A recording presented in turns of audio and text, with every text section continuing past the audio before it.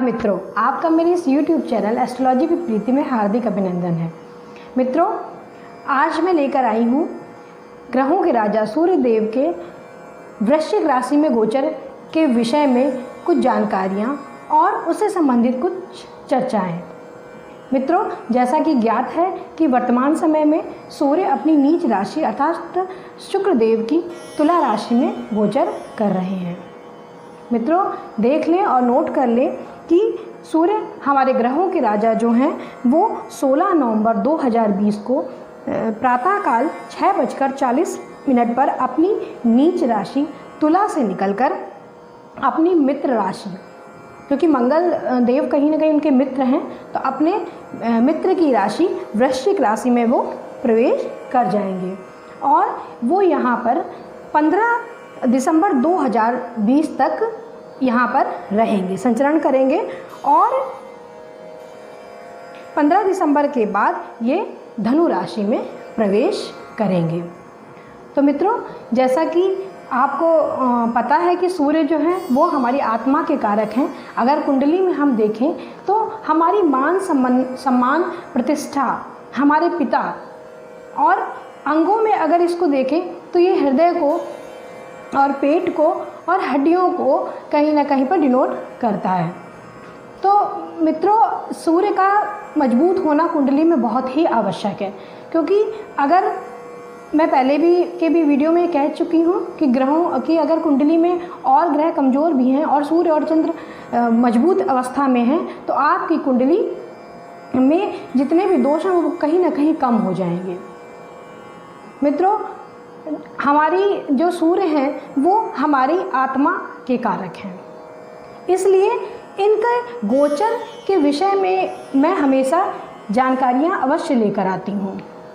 एक महीने में ये एक राशि में गोचर करते हैं, इसके बाद ये दूसरी राशि में आते हैं।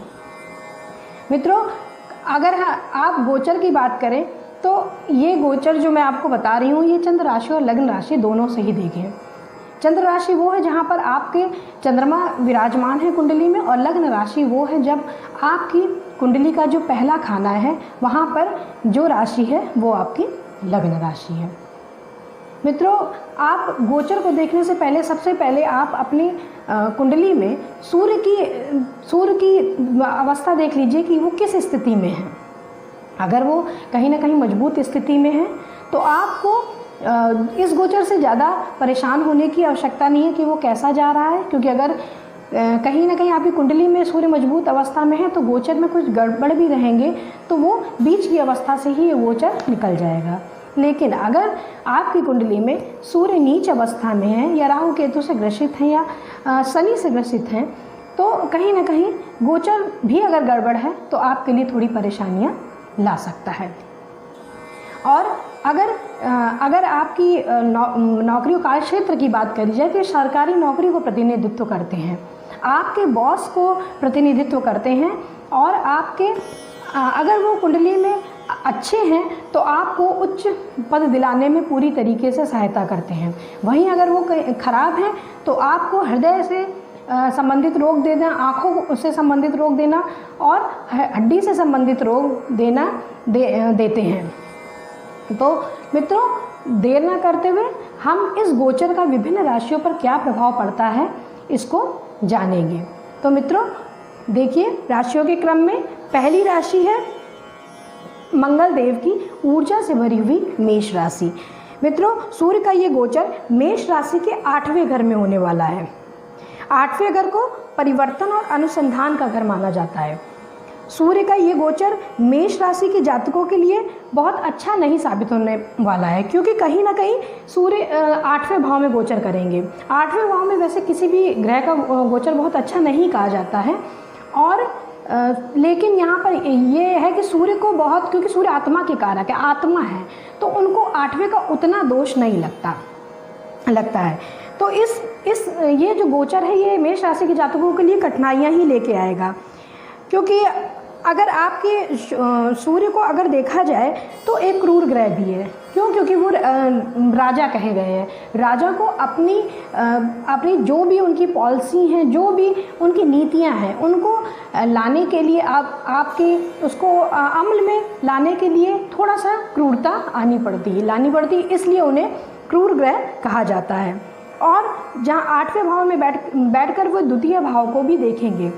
कहा जाता है द्वितीय भाव में पढ़ने से उनकी दृष्टि कहीं ना कहीं पर आपके परिवार में कुछ कलह की संभावना हो जाना और आपको आय से संबंधित कुछ परेशानियां का सामना करना पड़ सकता है। इसलिए आपको ये सलाह दी जा रही है कि आप बचत और आय के बीच में संतुलन एक बना के रखें। वाणी में थोड़ी कठोरता हो सकती है जो आपके काम बिगाड़ सकती है। इस पे आप अपने ध्यान रखिए, क्योंकि परिवार में जो रिश्ते हैं वो पूरी तरीके से वाणी और पे ही आधारित हैं। अगर वाणी में मिठास होगी तो आपके जो बिगड़ते काम भी हैं वो भी बन जाएंगे, लेकिन अगर वाणी खराब है तो बनते काम भी बिगड़ जाएंगे।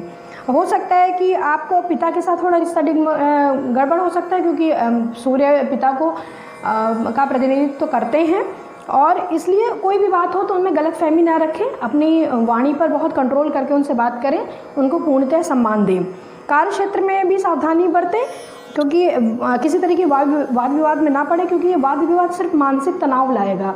अपने उच्च अधिकारियों से जब तक ज़रूरत ना पड़े व्यर्थ की बातचीत ना करें और बहस में बिल्कुल भी ना पड़े, वो आपके लिए परेशानियां ही लाएगा। और अपने अगर आपको ये कहा जाए कि शादीशुदा जातकों को अगर देखा जाए और देखा जाए कि आपकी मैरिज लाइफ के विषय में देखा है तो थोड़ा सा कहीं ना कहीं कुछ सूर्य का ये गोचर अच्छा नहीं रहेगा। आपके जीवन साथी के स्वास्थ्य को भी लेकर थोड़ी सी परेशानियां हो सकती है। विद्यार्थियों की बात करी जाए तो ये थोड़ी कठिनाइयों का सामना उनको भी करना पड़ेगा, और शैक्षिक प्रदर्शन जो उनका है वो कहीं ना कहीं कुछ कम हो सकता है।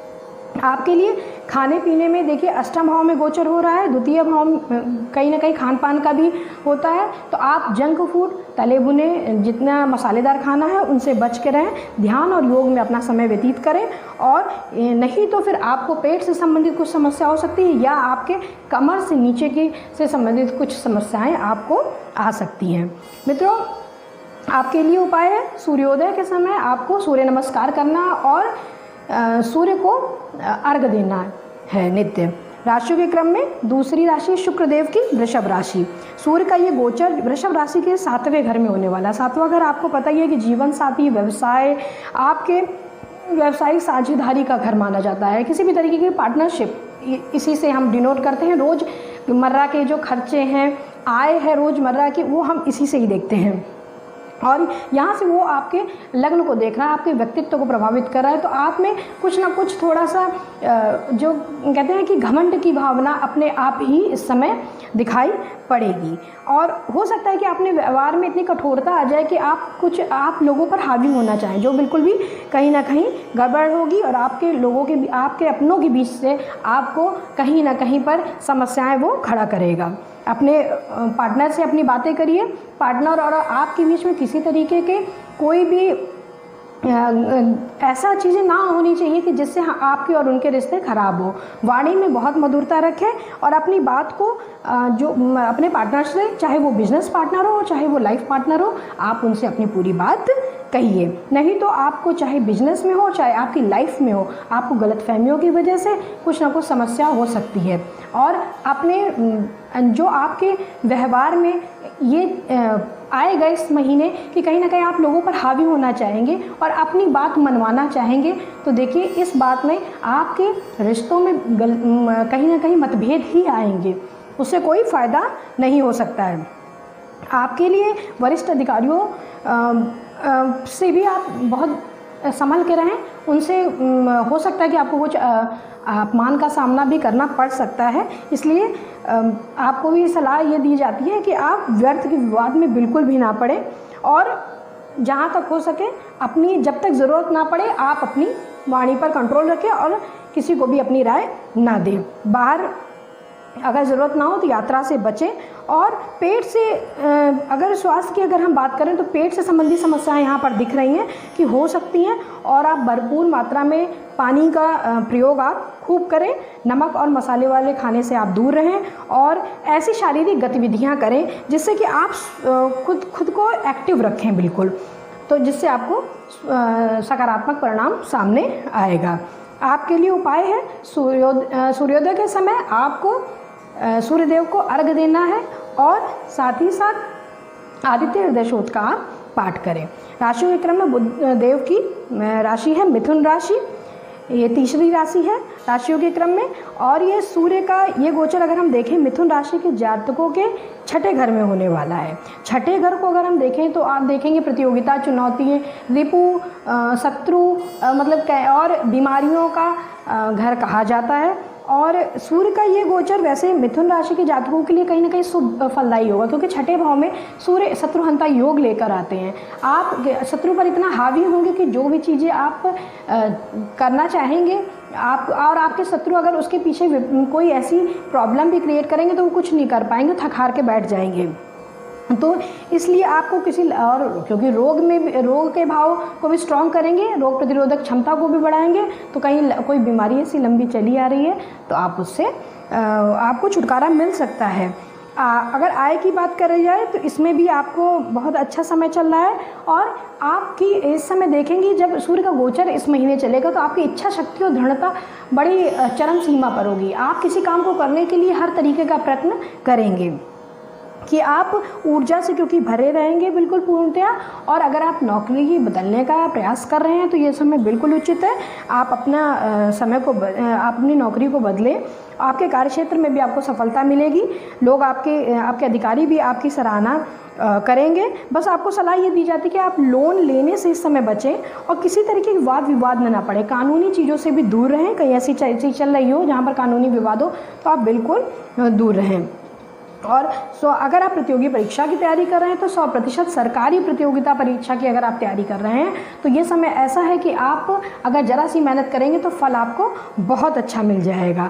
आपकी सरकारी नौकरी का अगर कहा जाए कि बहुत दिनों से आप सपने देख रहे हैं तो ये समय आ गया है उसको पूरा करने के लिए। आपके लिए एक उपाय है कि आप सूर्योदय के समय जब सूर्य उदय होता है तो आप 5 मिनट उसकी रोशनी में बैठिए और साथ ही साथ आदित्य हृदय स्तोत्र का पाठ करें। राशियों के क्रम में चंद्रदेव की चौथी राशि है कर्क राशि।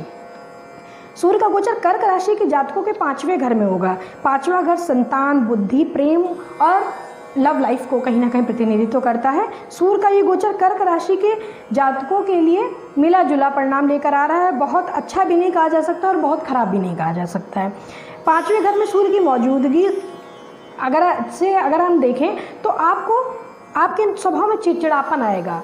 छोटी छोटी बातों पे आपको नेचुरल गुस्सा आएगा, किसी बात पे आएगा जो आपके रिश्तों के बीच में समस्या पैदा कर सकता है। हाँ, और ये सूर्य की स्थिति आपको इमोशनल भी कर सकती है, क्योंकि कहीं ना कहीं कर्क राशि स्वयं भावुक राशि है, जलीय राशि है, भावुक है। और सूर्य की यहाँ पर ये स्थिति और उस व्यक्ति और मतलब भावुक कर सकती है। आप छोटी छोटी बातें जो नहीं भी लेने लायक होंगी वो भी आप अपने दिल पे लेंगे और अपने प्रियजनों से कहीं ना कहीं मनमुटाव की स्थिति आपके लिए आएगी।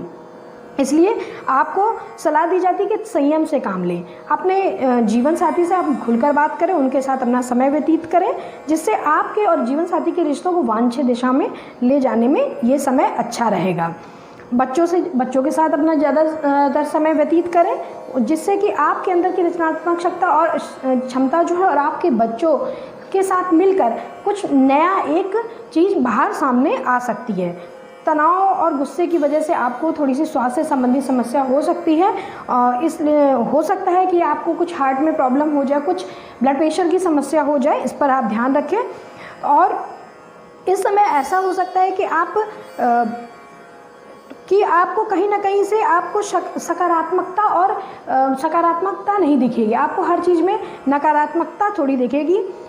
और इसलिए आपको ये कहा जाता है कि आप आत्मविश्वास बढ़ाकर रखें, सकारात्मक जीवन में बने रहें, क्योंकि जिसके परिणाम स्वरूप आपके स्वास्थ्य में सुधार आएगा। क्योंकि स्वास्थ्य में जो भी आपको प्रॉब्लम आएगी वो नकारात्मकता की वजह से आएगी। तो इस वजह से इस पर ध्यान दें। और छात्रों के लिए समय शुभ है। और सूर्य की अगर यहाँ पर देखा जाए तो उनकी जो क्योंकि कहीं ना कहीं जहाँ पर रहेंगे प्रकाशित करेंगे उस खाने को, तो कहीं ना कहीं पर आपकी जो छात्रों की बुद्धि है वो तीव्र होगी और एकाग्रता बढ़ेगी, जिससे उन्हें अच्छे परिणाम उनको जीवन में मिल सकता है।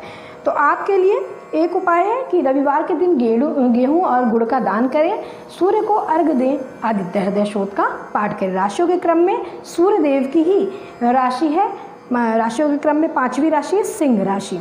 सिंह राशि के जातकों के लिए अगर हम ये देखें कि सूर्य का गोचर कहाँ हो रहा है, तो गोचर उनके चौथे घर में हो रहा है। चौथे घर माता, आराम, सुख सुविधाओं का घर है। हर तरीके के सुख को अगर हमें देखना है तो हम चौथे घर को ही देखते हैं।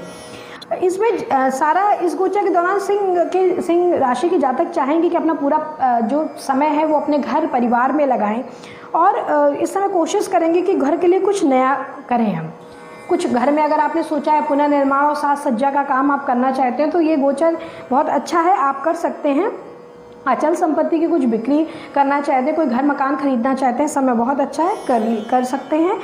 आप परिवार के साथ कहीं घूमने जा सकते हैं, कुछ ऐसा प्लान बन सकता है कि आप कहीं घूमने जाएं और घर में भी अपने परिवार के साथ समय व्यतीत कर सकते हैं। अगर आप कुछ नया वाहन खरीदने के इच्छुक हैं, बिल्कुल खरीद लीजिए। हाँ, बस सूर्य का ये गोचर माँ के स्वास्थ्य के लिहाज से थोड़ा सा गड़बड़ हो सकता है, जिसकी वजह से सिंह राशि के जातक कुछ परेशानी का सामना कर सकते हैं, क्योंकि चतुर्थ भाव में सूर्य जब आते हैं तो वो माँ के स्वास्थ्य को 100% प्रभावित करते हैं। अगर आप कार्य क्षेत्र में देखें तो सकारात्मक परिणाम आपके सामने आएगा। आपके लिए पदोन्नति का, आपको बहुत दिनों से चल रही हो कुछ ऐसी पदोन्नति की बात चल रही हो, आपको पदोन्नति मिल सकती है, वेतन वृद्धि हो सकती है, इस तरीके का हो सकता है काम। कुछ आप दीर्घकालिक योजनाएं बनाना चाह रहे थे, समय बहुत अनुकूल है, बनाइए बिल्कुल। और आपको अगर कोई व्यवसाय या कुछ ऐसा शुरू करना चाहते हैं तो बिल्कुल आप करिए। कामों में आप ऐसे कामों को इस समय आप ऐसा काम में एक तरफ झुकाव ज़्यादा महसूस करेंगे जहाँ पर आप देखेंगे कि आप कंफर्टेबल हैं, यहाँ पर कंफर्टेबल हैं और आप कार्य क्षेत्र में कोई भी साहसिक निर्णय लेंगे और लेना चाहिए, कोई ऐसी समस्या यहाँ पर नहीं दिख रही है। इस समय कार्य क्षेत्र पर अच्छे नतीजे आपको मिल सकते हैं, बहुत सही है। बस आपको अगर स्वास्थ्य के लिहाज से अगर यहाँ पर हम लोग दिख रहा है कि कुछ हृदय से संबंधित कुछ समस्या आपको हो सकती है, तो कृपया उसका ध्यान रखें। आपके लिए एक उपाय है, सूर्य को नित्य अर्घ्य दें। सूर्य को नित्य अर्घ्य के साथ ही आदित्य हृदय स्तोत्र का आप नित्य पाठ करें। राशियों के क्रम में 6ठी राशि है बुध देव की कन्या राशि। सूर्य का ये गोचर कन्या राशि के 3रे भाव में होने जा रहा है। 3रा भाव अगर हम देखें तो साहस, पराक्रम, भाई बहनों का प्रतिनिधित्व करता है, छोटी छोटी यात्राओं को इंगित करते हैं। सूर्य का ये गोचर यहाँ पर बहुत अच्छा कहा जाता है क्योंकि ये व्यक्ति को साहसी बनाता है, पराक्रमी बनाता है। आप कार्य क्षेत्र में कोई भी निर्णय लेने में जरा सा भी नहीं सोचेंगे और ये निर्णय कहीं ना कहीं सही होगा। आप अपने अधिकारियों के समक्ष अपनी कार्य क्षमता को अधिक से अधिक दिखाएंगे और वो अधिकारी आपकी सराहना भी करेंगे। आपको कहीं ना कहीं पर भाई हो सकता है कि छोटे भाई बहनों से थोड़ी सी प्रॉब्लम हो सकती है, क्योंकि सूर्य देव यहाँ पर आएंगे तो रिश्तों के मामले में थोड़ा सा गड़बड़ करते हैं, तो छोटे भाई बहनों से हो सकता है कि आपके घमंड और इस तरीके की कुछ बातों आ सकती है, आप लोगों के बीच में मनमुटाव की स्थिति हो सकती है। इसलिए आप इन सब से बचें तो आपको भाई बहनों का पूरा सहयोग मिलेगा। यात्रा सफल साबित होगी, आपको लाभ कराएगी। महत्वाकांक्षाएं आपकी जो भी आपने सोच रखी हैं, इच्छाएं, महत्वाकांक्षाएं वो समय पूरी होंगी। व्यवसाय के क्षेत्र में भी बहुत अच्छा समय है, आपको कुछ नए प्रस्ताव मिल सकते हैं। और शिक्षा के से अगर कोई जुड़ा जातक है वो भी इस समय बहुत समय है जो बहुत सही उपयोग कर सकता है। भाग्य का साथ मिलेगा आपको पूरी तरीके से और स्वास्थ्य भी ठीक ठाक ही रहेगा। आपके लिए उपाय है कि आप सूर्य को अर्घ्य नित्य प्रदान करें और साथ ही साथ ओम गणेश सूर्याय नमः का 108 बार नित्य जाप करें। तो मित्रों, ये था मेष राशि से लेकर कन्या राशि के जातकों पर सूर्य के वृश्चिक राशि में गोचर का प्रभाव। मित्रों, जैसे कि ग्रह स्थिति अगर आप देखें तो हम देख रहे हैं कि सूर्य वृश्चिक राशि में है और वहाँ पर केतु पहले से उनके साथ विराजमान है और राहु की दृष्टि पड़ रही है, तो राहु कहीं ना कहीं सूर्य को थोड़ा सा कमज़ोर करते हैं।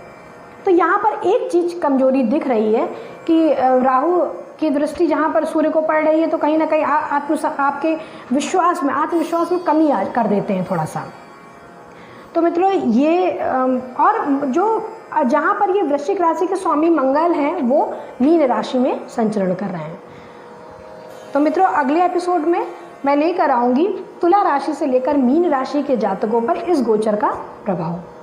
तो मित्रों तब तक के लिए नमस्कार।